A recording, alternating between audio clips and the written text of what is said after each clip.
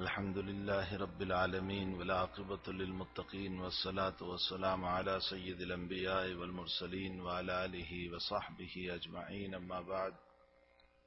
عن عبد الله بن عمر رضي الله تعالى عنهما عن النبي صلى الله عليه وسلم أنه قال: بني الإسلام على 5: شهادة أن لا إله إلا الله وأن محمد رسول الله وإقام الصلاة وإيتاء الزكاة وأن تصوم رمضان وأن تحج البيت من استطعت إليه سبيلا،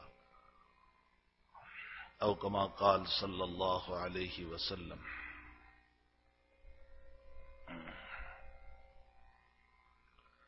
بزرگان محترم، معزز بھائیو، دوستو، عزیزو،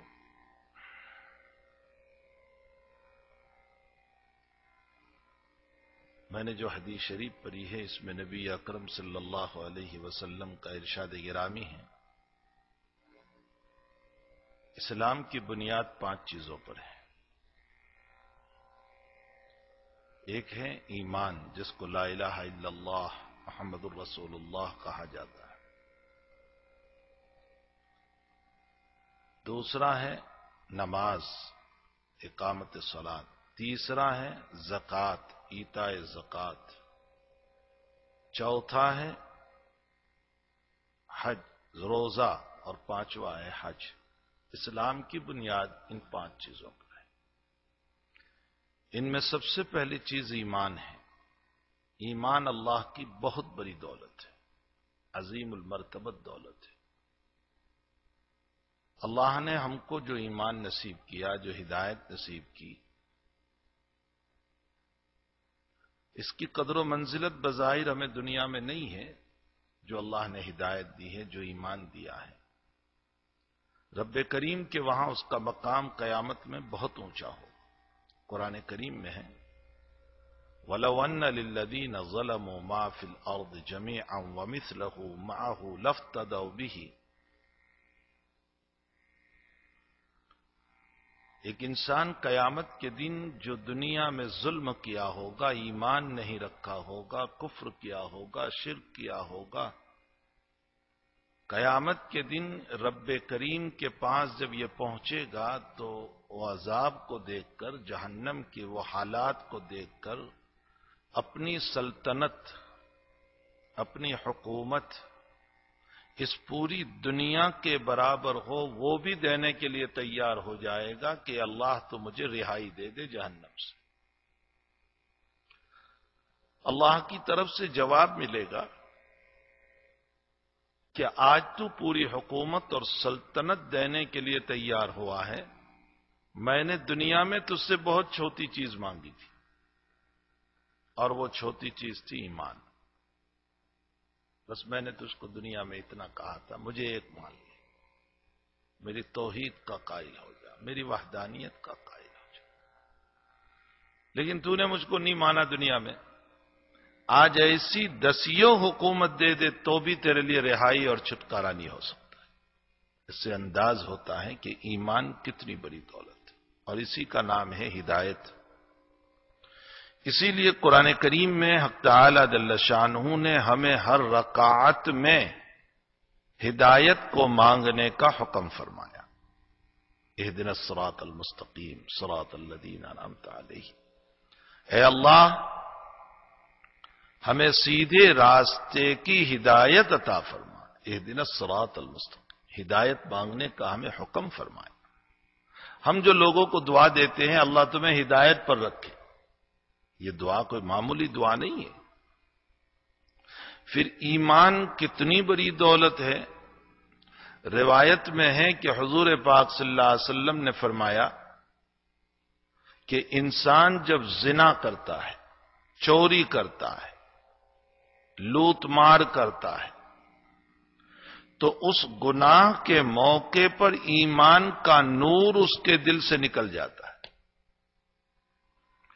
اس لیے کہ گناہ اور نور ایمان یہ جمع نہیں ہو سکتا. میں اس کی مثال دوں. یہاں روشنی ہے، روشنی ہے تو اندھیرا نہیں، اور اندھیرا ہو تو روشنی نہیں. تو ایمان روشنی ہے اور گناہ اور تاریکی یہ جو ہے اندھیرا ہے، ظلمت ہے، یہ دونوں جمع نہیں ہو سکتے۔ اس لیے جس موقع پر انسان یہ گناہ کرتا ہے اس موقع پر انسان کے دل سے نور، ایمان کا نور اور ایمان کی روشنی نکل جاتی۔ اس سے معلوم ہوتا ہے کہ اللہ تعالی جل شانہ گناہ کے موقع پر اس کے دل میں ایمان کا نور رہنے نہیں دیتا۔ اللہ اکبر۔ ابو ذر غفاری رضی اللہ تعالیٰ عنہ فرماتے ہیں کہ ایک مرتبہ حضور پاک صلی اللہ علیہ وسلم عشاء کی نماز کے بعد، اندھیرا تھا، کافی دیر ہو گئی تھی، چاندنی رات تھی، اور حضرت اکیلے جا رہے تھے۔ ابو ذر غفاری فرماتے ہیں کہ میں پیچھے ہو گیا لیکن دور رہا۔ دور اس لیے رہا کہ شاید نبی علیہ الصلوۃ والسلام کسی کو ساتھ لے جانا پسند نہیں کرتے ہوں گے، اسی لیے اکیلے اکیلے جا رہے، ورنہ رات میں کوئی ساتھی لے کر جاتے آپ۔ تو میں تھوڑا دور پیچھے پیچھے چلتا رہا آپ کے۔ حضرت نے چاندنی رات میں میرا پرچھایا دیکھا، جب چلتے ہیں نا تو وہ سایہ پڑتا ہے، تو میرا سایہ دیکھا، تو حضرت نے پیچھے مڑ کر کے دیکھا، پوچھا من بھائی کون ہو، پیچھے پیچھے میرے آ رہے ہو؟ فرمایا جی یا رسول اللہ ابو ذر، میں ابو ذر ہوں۔ فرمایا قریب آؤ، مجھے آگے بلایا اور میرا ہاتھ پکڑ لیا اور مجھے ہاتھ پکڑ کے لے کر چلنے لگے ساتھ ساتھ۔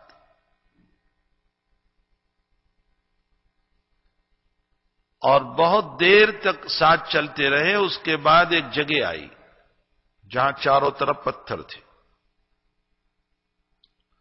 تو نبی علیہ الصلوۃ والسلام نے مجھے ان پتھروں کے بیچ میں بٹھا دیا کہ یہاں بیٹھ جاؤ، اور ایک دائرہ کھینچ دیا اور فرمایا اس سے باہر نہ نکلنا میں جب تک آ نہ جاؤں۔ حضرت چلے گئے اور بہت دیر کے بعد رات میں آئے اور بولتے بولتے آئے۔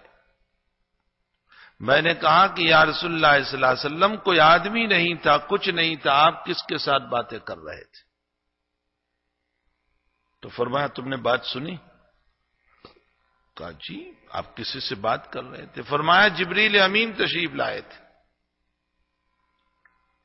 اور انہوں نے یوں فرمایا کہ اللہ نے یوں کہا ہے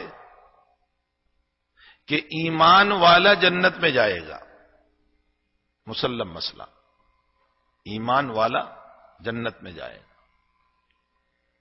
تو نبی علیہ السلام فرماتے ہیں کہ میں نے یہ سوال کیا کہ جبریل وَإِن زَنَا وَإِن سَرَقَ، وہ چوری کرے زنا کرے تو بھی جنت میں جائے گا؟ یعنی چوری بھی کر رہا ہے، زنا بھی کر رہا ہے تو بھی جنت میں؟ تو جبریل نے فرمایا کہ ہاں وَإِن زَنَا وَإِن سَرَقَ، وہ چوری کرے زنا کرے تو بھی جنت میں جائے گا، اس لیے کہ ایمان ہے اس کے پاس۔ زانی بھی جنت میں جائے گا، چور بھی جنت میں جائے گا، ایمان اس کا لے جائے گا۔ یہ اور بات ہے کہ وہ اپنے گناہ کی سزا بھگت لے، اگر توبہ نہیں کی دنیا میں تو، اگر دنیا میں توبہ نہیں ہوئی ہے تو پھر سزا ہے، اگر توبہ ہے تو اللہ معاف کر دیتا ہے۔ تو فرمایا کہ میں نے جبریل سے سوال کیا کہ ایمان والا جنت میں جائے گا تو وَإِن زَنَا وَإِن سَرَقَ، چوری کرے زنا کرے تو بھی؟ فرمایا ہاں تو بھی۔ ابو ذر غفاری کو بڑا تعجب ہوا۔ حضرت ابو ذر غفاری رضی اللہ تعالیٰ عنہ کہنے لگے حضرت چوری کرے زنا کرے تو بھی؟ فرمایا ہاں تو بھی جنت میں جائے گا۔ پھر سوال کیا ابو ذر نے چوری کرے زنا کرے تو بھی؟ فرمایا جی۔ تیسری مرتبہ پھر سوال کیا وَإِن زَنَا وَإِن سَرَقَ، چوری اور زنا کرے تو بھی جنت میں جائے گا؟ حضرت نے تیسری مرتبہ فرمایا کہ ہاں چوری اور زنا کرے تو بھی اس کا ایمان اس کو ضرور جنت میں لے جائے گا، چاہے ابو ذر کی ناک خاک آلود ہو جائے۔ اس لیے کہ ابو ذر نہیں چاہتے تھے کہ ایسے آدمی جاوے جنت میں، ابو ذر یہ چاہتے تھے کہ ایسے لوگ جنت میں نہیں جانے چاہیے جو زنا اور چوری کے گناہ کرے۔ اس لیے حضرت نے فرمایا کہ ابو ذر کی ناک خاک آلود ہو جائے، ذلیل ہو جائے، لیکن ان کا ایمان ان کو جنت میں لے جائے گا۔ اس سے معلوم ہوتا ہے کہ ایمان بہت بڑی دولت ہے۔ میں یہ روایتیں اس لیے سنا رہا ہوں کہ یہ ایمان جو اللہ نے ہم کو دیا ہے، یہ کوئی معمولی چیز نہیں ہے، بہت بڑی دولت ہے، بہت بڑی دولت ہے۔ اگر انسان کو رب کریم نے ایمان دیا ہو، اور بھی بہت ساری روایتوں میں ایمان سے متعلق نبی اکرم صلی اللہ علیہ وسلم نے بڑی تاکید فرمائی۔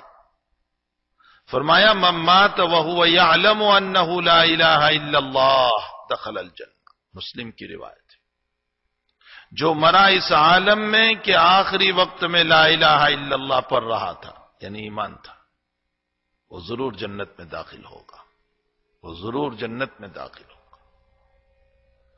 لیکن ہاں اتنا ضرور ہے کہ جب انسان بہت گناہ کرتا رہتا ہے تو دنیا میں ایمان کا نور جو ہے وہ نکل جاتا ہے۔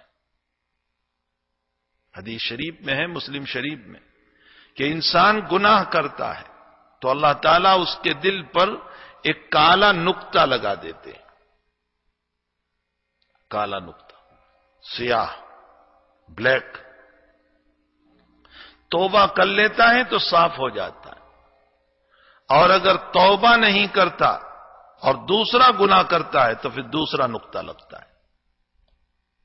توبہ کر لیتا ہے تو ٹھیک ہے، ورنہ تیسرا نقطہ۔ نتیجہ یہ ہوتا ہے کہ اسی طرح گناہ کرتے کرتے کرتے کرتے اس کا پورا دل سیاہ ہو جاتا ہے، پورا دل کالا ہو جاتا ہے۔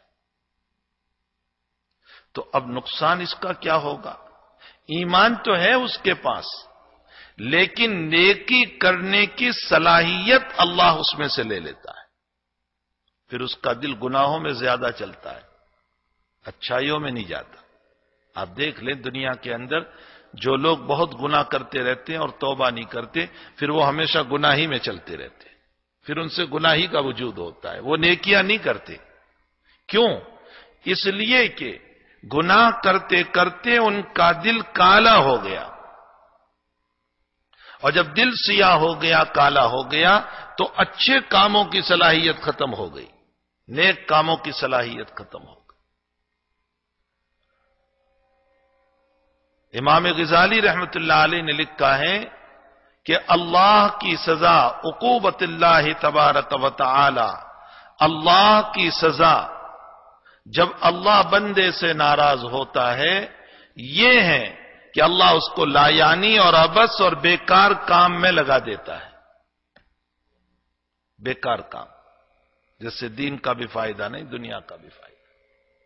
واٹس ایپ پر لگا دیتا ہے، گندی چیزوں کے لکھنے میں لگا دیتا ہے، بے حیا کی باتوں میں لگا دیتا ہے، جس سے کوئی فائدہ نہیں۔ یہ دلیل ہے اس بات کی کہ اللہ اس سے ناراض ہو چکا ہے، رب کریم اس سے ناراض ہو چکا ہے، اس لیے اس کو عبث کام میں لگا دیا، بیکار کام میں لگا دیا۔ تو توبہ کا اہتمام ہمیں کرنا چاہیے، توبہ کو روزانہ رات میں بھی ہمیں توبہ کر کے سونا چاہیے۔ حدیث شریف میں ہے کہ نبی اکرم صلی اللہ علیہ وسلم نے فرمایا، جب گناہ ہو جائے تو فوراً توبہ کرو، فوراً توبہ کرو۔ ہو سکتا ہے کل کو تم گناہ بھول جاؤ، یاد نہ رہے، اور دل کالا ہوتا چلا جائے۔ روایت میں ہے حضور پاک صلی اللہ علیہ وسلم کا ارشاد ہے، خوب سنو، اللہ کے نبی علیہ السلام نے ارشاد فرمایا کہ اگر کوئی گناہ ہو جاتا ہے تو فوراً نیکی کا بھی کوئی کام کر لو، اس لیے کہ نیکی گناہ کو دھو ڈالتی ہے، ان الحسنات یذہبن السیئات۔ نیکی جو ہے وہ گناہ کو دھو ڈالتی ہے، تو فوراً نیکی کر لو، توبہ کر لو، چاہے پھر گناہ ہو جائیں پھر توبہ کرو، پھر گناہ ہو جائیں پھر توبہ کرو، دن میں 10 مرتبہ گناہ ہو 10 مرتبہ توبہ کرو، لیکن توبہ کا اہتمام۔ پھر توبہ میں ندامت ہو، صرف زبان سے بولنا نہیں، یا اللہ توبہ، یا اللہ توبہ، یا اللہ توبہ، یا کان پکڑ رہے ہیں اور منہ پر ہاتھ لگا رہے ہیں، یہ توبہ نہیں ہے، توبہ اس کا نام نہیں۔ توبہ نام ہے جو گناہ ہو گیا اس پر ندامت اور افسوس ہو کہ اللہ میں نے تیری ناراضگی والا عمل کیا، اور آئندہ نہ کرنے کا پورا ارادہ ہو، نہ کرنے کا عزم ہو، پکا ارادہ ہو کہ میں نہیں کروں گا. اس کو کہا جاتا ہے توبہ. اور توبہ کے موقع پر کچھ رونا بھی ہو. رونا اللہ کو پسند ہے، بہت پسند ہے، بہت پسند ہے.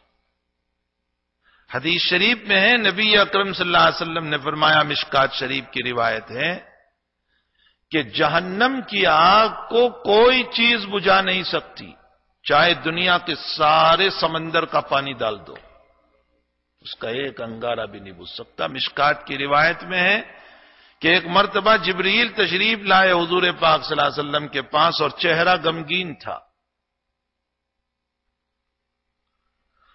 تو حضور پاک صلی اللہ علیہ وسلم نے فرمایا کہ جبریل آج بہت غمگین لگتے ہو آپ.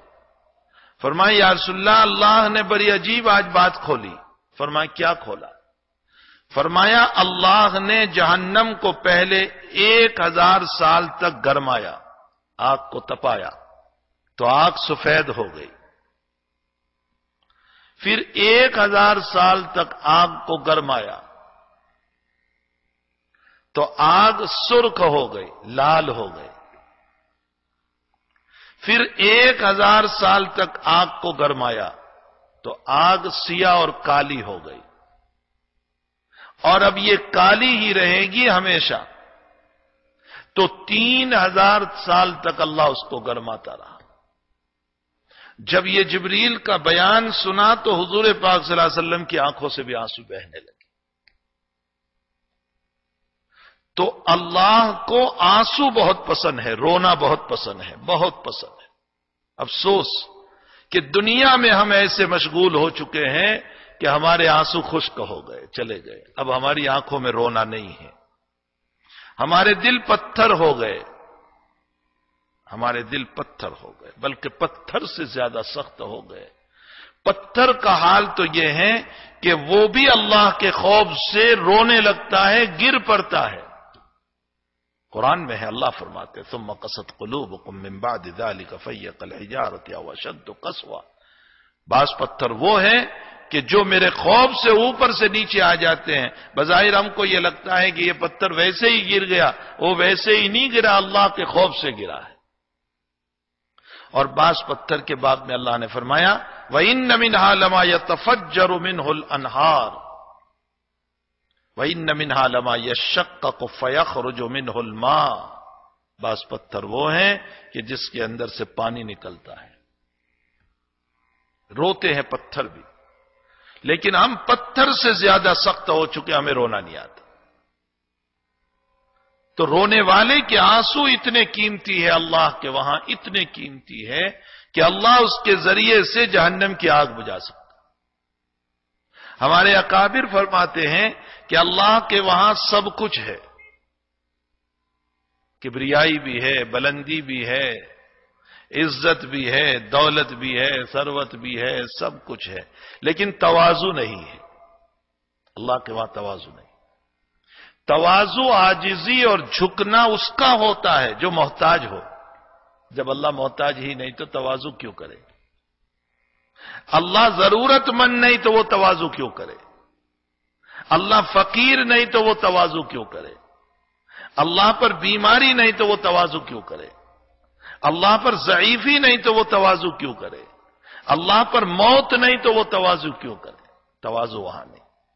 اس لیے مومن کے تواضع والے آنسو، عاجزی والے آنسو، انکساری والے آنسو، اپنے آپ کو بندہ سمجھ کر، عبدیت اور بندگی، بندہ سمجھ کر کے جب روتا ہے تو اس کے آنسو اللہ کو اتنے پیارے ہیں، اتنے پیارے ہیں کہ حق تعالی جل شانہ عما نوالہ فرماتے ہیں جب یہ میرے آپ کے آنسو اوپر جاتے ہیں، اللہ فرشتوں سے کہتے ہیں اس کا اسٹاک کرو، جمع کرو، یہ وہ قیمتی آنسو ہے، میں اس کے ذریعے سے جہنم کی آگ بجھا سکتا ہوں. رونا اللہ کو بہت پسند ہے، بہت پسند. مجھے اس پر ایک واقعہ میں نے ابھی 2 دن پہلے بھی بیان کیا تھا کسی جگہ، میں اس کو پھر ریپیٹ کروں یہاں۔ ایک صاحب کی دوستی ہو گئی ایک فقیر سے، مانگنے والے سے، اور بڑی پکی دوستی ہو گئی، اور فقیر مانگ مانگ کر پیسے جمع کرتا تھا، اور اس انسان کے پاس جس سے دوستی ہو گئی تھی بطور امانت کے رکھتا تھا، آپ کے پاس رکھو۔ جمع کرتا رہا، ایک مدت ہو گئی، پھر اس نے آنا چھوڑ دیا، اس فقیر نے آنا چھوڑ دیا۔ تو جس آدمی کے پاس امانت رکھی تھی اس کو فکر ہوئی کہ بھئی اس کی امانت میرے پاس ہے اور وہ آتا نہیں ہے، کیا ہوا اس کا، کہیں مر تو نہیں گیا، کوئی مسئلہ تو اس کا نہیں ہوا۔ تو اس نے جو اپنا ایڈریس دیا تھا، اپنا جو عنوان دیا تھا، اپنا جو ٹھکانہ دیا تھا، یہ آدمی اس کو تلاش کرتے ہوئے اس ایڈریس پر پہنچا تو دیکھا کہ وہ بیمار پڑا ہوا ہے، اکیلا ہے، بیمار پڑا ہوا ہے، تنے تنہا زمین پر لیتا ہوا ہے۔ اس نے جا کر کہا کہ بھئی وہ تیری امانتیں ساری میرے پاس ہے، تو کہا کہ میں تیرے ہی انتظار میں تھا، اب تو میرے پاس 1-2 دن رہے، اس لیے کہ مجھے پتا نہیں میری روح کب نکل جائے، اب میں آخری وقت میں چل رہا ہوں، لیکن میری تجھ سے وصیت یہ ہے کہ میرا جتنا مال تیرے پاس ہے وہ سارا کا سارا مال میری قبر میں میرے ساتھ رکھ دینا۔ ٹھیک ہے، اس کی موت ہو گئی۔ اس آدمی نے وصیت کے مطابق اس کو غسل دیا، کفن دیا، اس کو دفنا دیا اور اس کا مال رکھ دیا۔ وہ کہتا تھا کہ تجھے معلوم ہے مجھے مال سے بڑی محبت ہے، اس لیے میرے ساتھ قبر میں رکھ دینا۔ اس کے مال کو قبر میں رکھ دیا گیا۔ کچھ وقت کے بعد اس آدمی کو دل میں یہ بات آئی کہ بھئی وہ تو مر گیا، گل گیا، سر گیا، اس کی بودی ختم ہو چکی ہوگی، اس کو مال کی کیا ضرورت، لاؤ میں اس مال کو نکال لوں، کچھ کام آ جائے ہمارے۔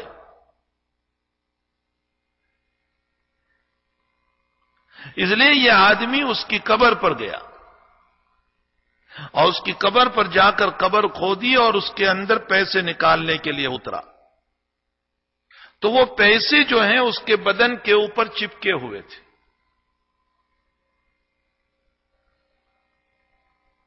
اس نے ایک سکہ یوں اٹھایا اور ہاتھ میں جو جلن شروع ہو گیا، بہت ایسا فائر ہونے لگا اس کے ہاتھ میں کہ برداشت سے باہر، پریشان۔ اب یہ ہر وقت پانی میں ہاتھ ڈالتا ہے، جب تک پانی میں ڈالتا ہے ذرا سی راحت، اس کے بعد پھر فائر شروع ہو جاتا ہے، جلن شروع ہو جاتا ہے، پھر پریشانی شروع ہو جاتی ہے۔ کئی لوگوں کے پاس گیا، ڈاکٹروں کے پاس، حکیموں کے پاس، طبیبوں کے پاس، علماء کے پاس، کئی لوگوں کے پاس گیا، لیکن اس کا جلن اور اس کا فائر ختم ہونے کے لیے تیار نہیں۔ تو اس کو پتا چلا کہ حضرت شاہ عبدالعزیز صاحب محدث دہلوی رحمت اللہ علیہ بہت بڑے بزرگ، صاحب کشف و کرامت، بہت بڑے بزرگ، اور ان کے باپ شاہ ولی اللہ صاحب محدث دہلوی بہت بڑے، اور ان کے دادا شاہ عبد الرحیم صاحب رحمت اللہ علیہ بہت بڑے۔ تو کسی نے بتایا کہ جاؤ تم شاہ عبدالعزیز صاحب کے پاس دعا کرانے کے لیے، شاید کہ اللہ تجھے اچھا کر دے۔ میں کچھ سنانا چاہتا ہوں اس واقعے پر جو بہت کام کی بات ہے۔ یہ آدمی شاہ عبدالعزیز صاحب کے پاس گیا اور پورا واقعہ سنایا کہ حضرت ایسا ہوا، اور میں وہ سکہ لینے گیا، اتنے میں میرے ہاتھ میں جلن شروع ہو گیا، اور میرے جلن کا حال یہ ہے کہ اب مجھ سے برداشت نہیں ہوتا، اور کئی دن ہو گئے کہ میرا جلن ختم ہونے کے لیے تیار نہیں، اور میں پانی ہر وقت ساتھ لے کر چلتا ہوں اور اس میں ہاتھ ڈالے رہتا ہوں، جب تک پانی میں ہاتھ رکھتا ہوں ذرا سا ٹھیک ہوتا ہے، جب پانی سے ہاتھ نکال لیتا ہوں پھر وہی حالات شروع ہو جاتے ہیں، حضرت دعا فرمائیے۔ تو حضرت مراقبے میں بیٹھے اور اس کے بعد فرمایا کہ پیارے، یہ جو تیرے ہاتھ میں جلن آیا ہے یہ جہنم کی آگ کا اثر ہے، اس لیے کہ اس کے پیسوں پر جہنم کا عذاب ہو رہا تھا اس کو، اور تو لینے گیا تو جہنم کی آگ کا اثر ہے، اور ظاہر سی بات ہے کہ حدیث شریف میں ہے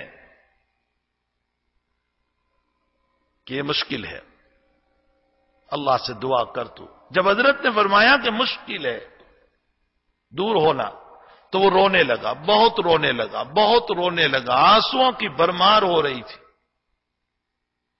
خوب رو رہا ہے، خوب رو رہا ہے۔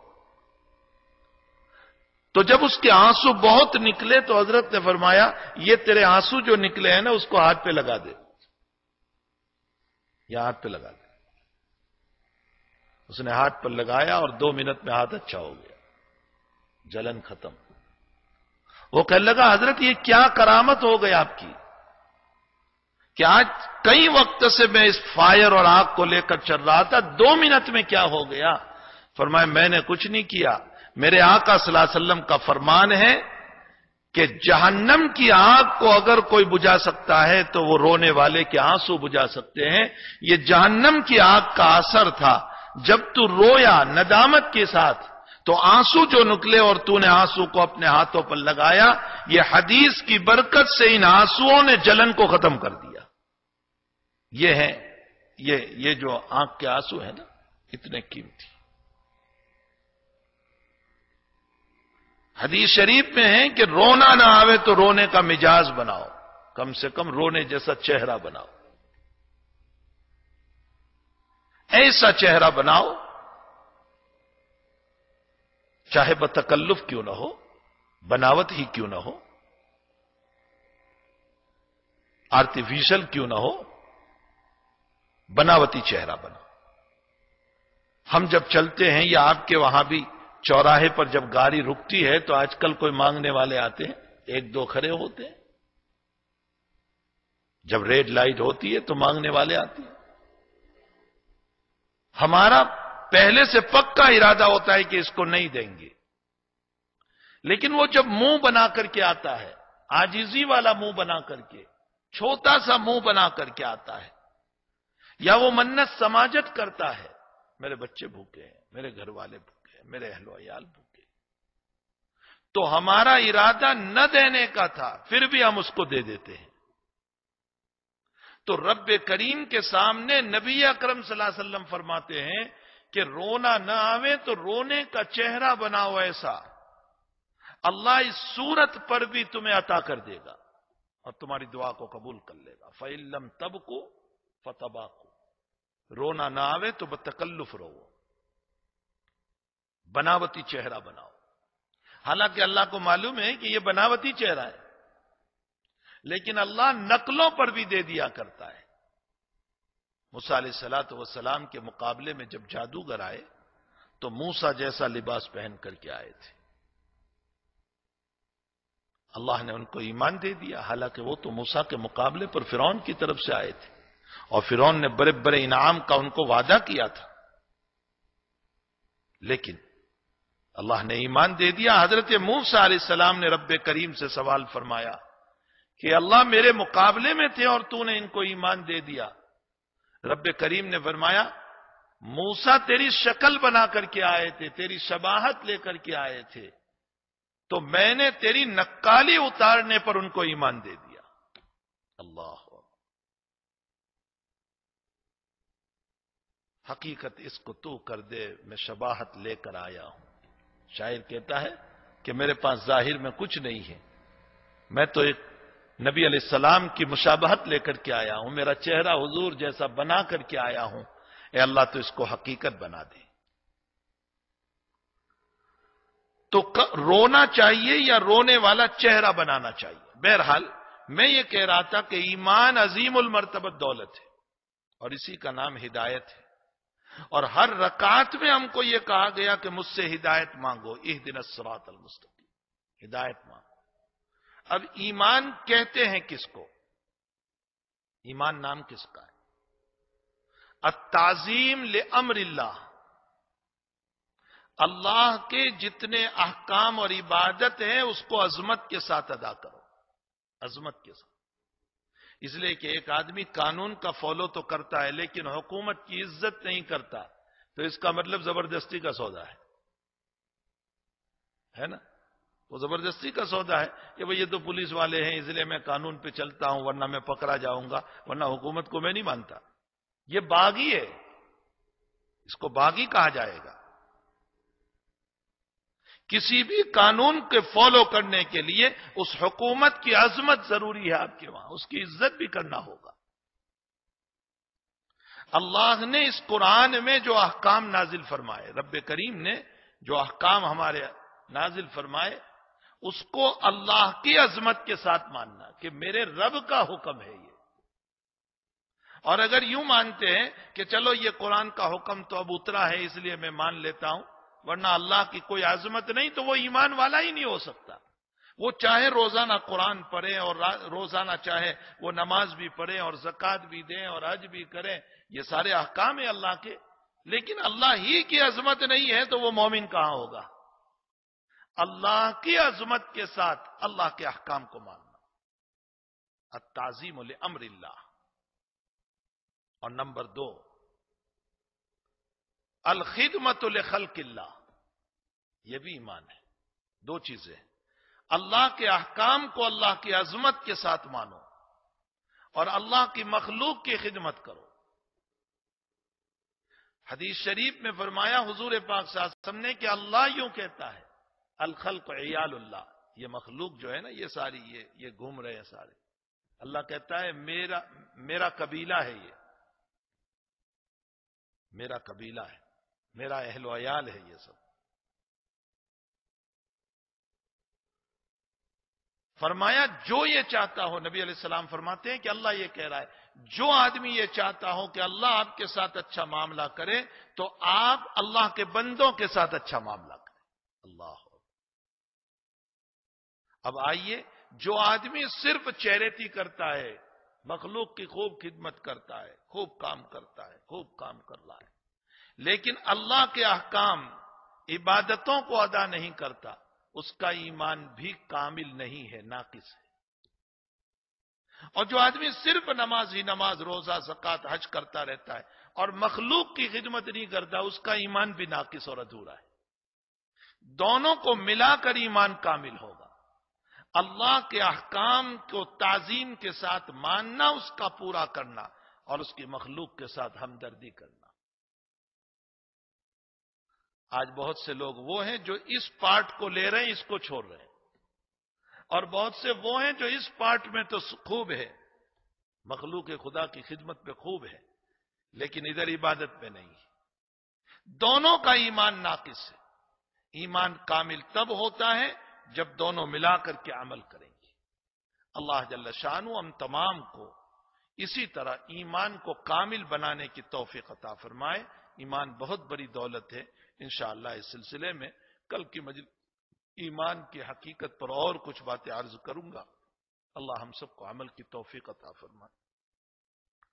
الحمدللہ رب العالمین والعاقبۃ للمتقین والصلاۃ والسلام علی سید الانبیاء والمرسلین وعلی آلہ وصحبہ اجمعین.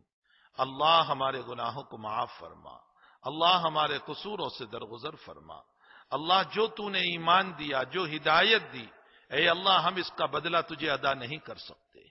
اے اللہ نہ معلوم اگر تو ہم کو ایمان و ہدایت نہ دیتا تو ہم بھی کسی چرچ میں ہوتے، ہم بھی کسی مندر میں ہوتے، ہم بھی کسی گرجا گھر میں ہوتے، ہم بھی تیرے خلاف بغاوت کرتے، ہم بھی دنیا میں پتھروں کو سجدہ کرتے، ہم بھی مخلوق کو سجدہ کرتے. لیکن میرے مالک تو نے تمام سے بچا کر کے ہماری پیشانی کو تیرے سامنے رگڑنے کا ہم کو حکم دیا. اے اللہ یہ تیرا بہت بڑا احسان ہے. ربنا لا تزغ قلوبنا بعد اذ ہدیتنا.